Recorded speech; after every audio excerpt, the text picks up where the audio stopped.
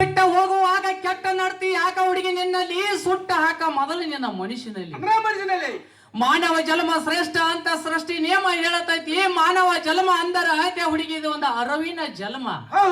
ಅರವಿನ ಜನ್ಮಕ್ಕ ಬಂದ ಬಳಕ ಅರವ ಎಂಬ ಹಿಡಿಯಬೇಕ, ಗುರುವಿನ ಸಂಘ ಮಾಡಬೇಕ, ಮೋಕ್ಷ ದಾರಿಯನ್ನು ಹಿಡಿಯಬೇಕು.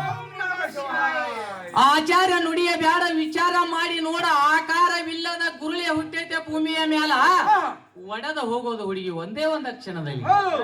ನಿನ್ನ ಮೂರ ಕಾಲಿನ ಮೂರಗಳಿಗೆ ನಿಲಕಲಿಲ್ಲ, 6 ಕಾಲಿನ ನಿಲುವು ಅರಗಳಿಗೆ ನಿಲಕಲಿಲ್ಲ. ಒಂದು ಕಾಲಿನ ನಿಲುವು ಜಗ ಸುತ್ತು ಹಾಕಿ ಬಂದ ನಿತ್ತ ಕೇಳೈತೆ ಹುಡುಗಿ ನಿನ್ನ ಮುಂದ, ಯಾಕ ಮಾತನಾಡಲಿಲ್ಲ ಹೇಳ ಅದರ ಮುಂದ.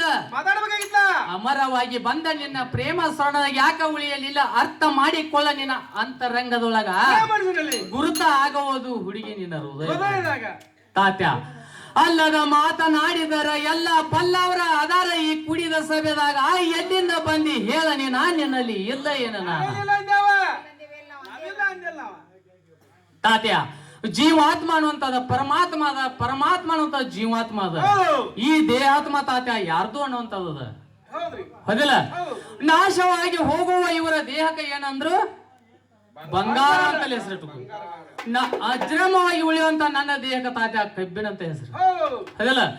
ಒಡಲ ಹೇಳತ್ತೇನ ಕೇಳ ಹುಡುಗಿ ನನ್ನ ಕಬ್ಬಿಣದ ಕತಿ ಅದರ ರೀತಿ. ಕಬ್ಬಿಣದಿಂದ ಉಳಿದೈತೆ ನಿನ್ನ ಮಾನ, ಕಬ್ಬಿಣದಿಂದ ಉಳಿದೈತೆ ನಿನ್ನ ಶೀಲ. ಅದು ಹೆಂಗ ಅಂದರ ತಿದ್ದಿ ಹೇಳತ್ತೇನ ಕೇಳ ಹುಡುಗಿ ಎಣ್ಣ ಮ್ಯಾಲ.